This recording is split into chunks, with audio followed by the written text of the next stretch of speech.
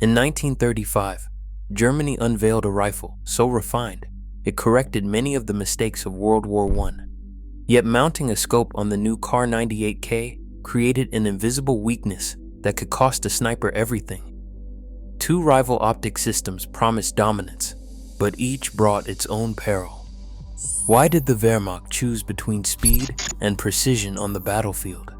And what trade secret almost rewrote the art of war? German arms designers faced a clear problem after World War I.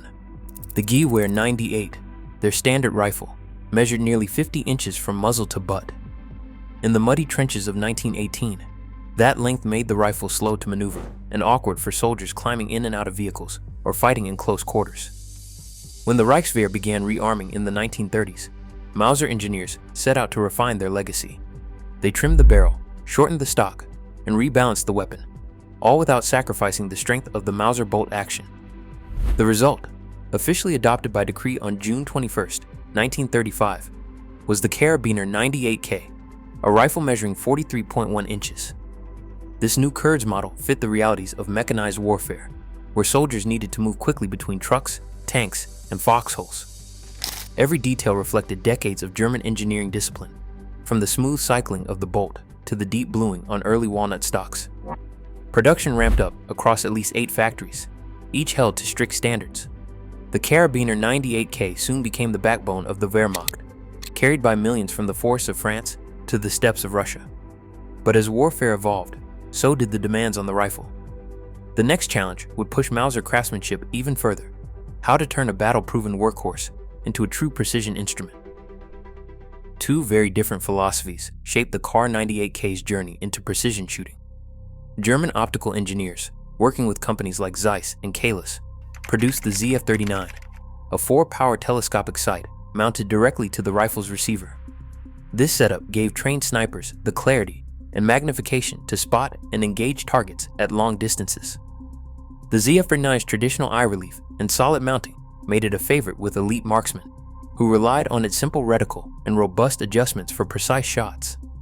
But this approach came with a price. The mounting system blocked the top of the action, complicating reloads and slowing the shooter between shots. A very different solution arrived in 1941.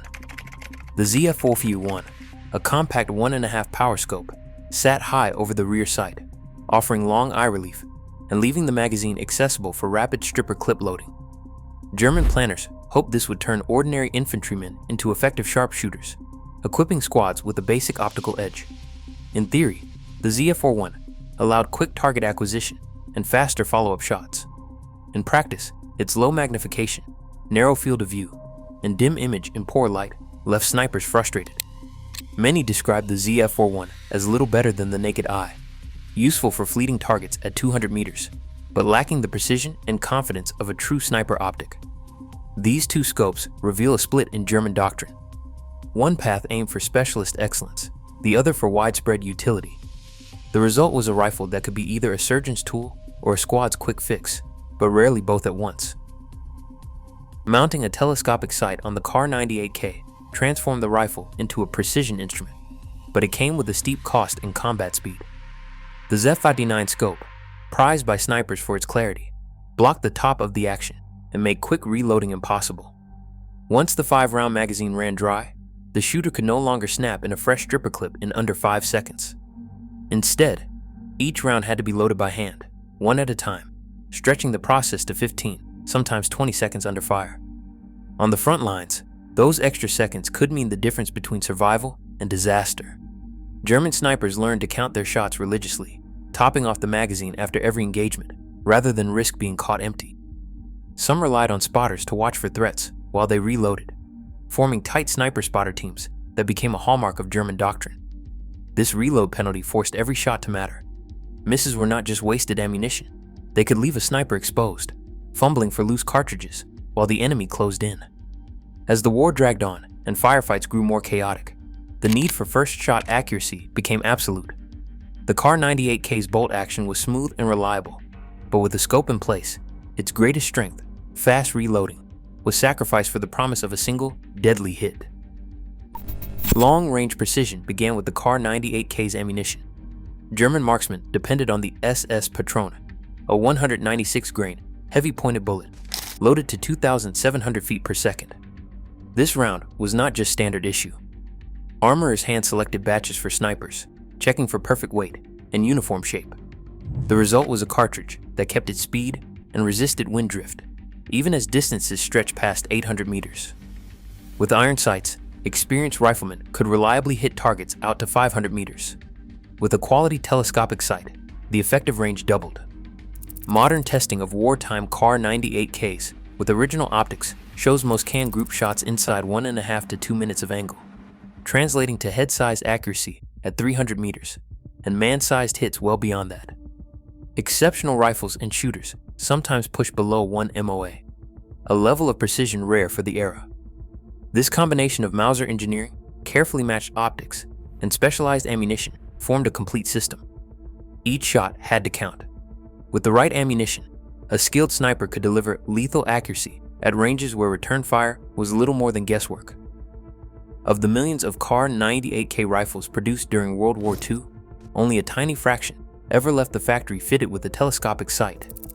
German records and Allied intelligence reports estimate that around 60,000 rifles received the ZF-41 scope, less than 0.5% of total output. True sniper rifles with the coveted ZF-39 scope were even scarcer, perhaps 10,000 hand-selected examples assembled for elite marksmen. These scope variants became marks of distinction, reserved for soldiers whose skill and training justified the extra investment of time and resources. But as the war dragged on, the pressure to arm more soldiers collided with the realities of Allied bombing and resource shortages. Early Kar98k rifles showed fine walnut stocks, deep bluing, and precisely machined components. By 1944, the Kriegsmodell rolled off assembly lines with laminated wood, stamped metal bands, and screw-retained fittings. Bayonet lugs and cleaning rods disappeared. Factories cut corners wherever possible to keep pace with demand, yet the Mauser action remained reliable even as finishing standards fell away. Workers, many pressed into service from occupied countries, raced to fill quotas with little time for careful inspection. Despite these shortcuts, the rifles continued to function in the mud, snow, and chaos of the front. The few scope rifles that survived this industrial strain stand today as rare witnesses to both the ambition and the desperation of total war. The Kar98k's journey did not end with Germany's surrender in 1945. Instead, it found new life in conflicts around the world, proving that its design outlasted the war that made it famous. In the bitter cold of Korea, United Nations troops faced North Korean and Chinese forces armed with Kar98ks, many still fitted with wartime scopes. Israeli soldiers carried refurbished Kar98ks through the 1948 War of Independence and continued using them as sniper rifles into the Yom Kippur War of 1973, sometimes fighting with rifles captured decades earlier from the Wehrmacht. Yugoslav armorers at Zastava reworked thousands into the M9848, a version that saw combat in the Balkans during the 1990s. Even as militaries worldwide shifted to semi-automatic and automatic rifles, the Kar98k's bolt action and rugged construction kept it in service where reliability mattered most. Today, the German Bundeswehr still honors the rifle's legacy, using the G21 ceremonial variant in parades and official functions. More than 80 years after its debut, the Kar98k stands as a symbol of endurance, a rifle designed for a world at war, still present in moments of remembrance and national pride. 80 years on, precision bolt-action rifles still echo the lessons of the Kar98k: balance, trade-off, and the human factor behind every trigger. As modern conflicts demand both technology and skill, the question is not which weapon prevails, but whether we remember what precision was truly meant to achieve.